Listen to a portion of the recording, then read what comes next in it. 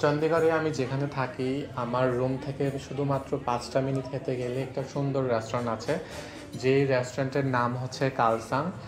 আমি ওখানে অনেকবার আমি যখন বাইরে যাই দেখি গাড়ি দিয়ে, কিন্তু সেভাবে কখনো যাওয়া হয় না কালসাংয়ে। তো সেদিন আমি ফ্রি ছিলাম, ভাবলাম চলো যাই কিছু একটা খেয়ে আসি। প্রথমে গিয়ে আমি একটা স্যুপ অর্ডার করলাম, যেটার নাম হচ্ছে থুকপা। এটা তিব্বতিয়ান একটি স্যুপ। প্রথমবারের মতো আমি টেস্ট করেছি, আমার খুবই ভালো লেগেছে খেয়ে, কারণ এটা অনেকটাই লাইট হেলদি, তেল তেলে না খুব একটা, পাহাড়ি খাবার যেরকম হয় আর কি, একদম লাইট। আর চিকেন থুকপা ছিল, চিকেন স্যুপ আর কি। আমার খুবই ভালো লেগেছে খেতে। আর আমি থাই কোরিয়ান কিছু একটা ট্রাই করবো ভাবছিলাম, কিন্তু এই থুকপার কোয়ান্টিটি এত বেশি ছিল যে আমি অন্য কিছু খেতে পারি না, আমার পেট ভরে গিয়েছিল। যাক, আমার অনেক ভালো লাগছে।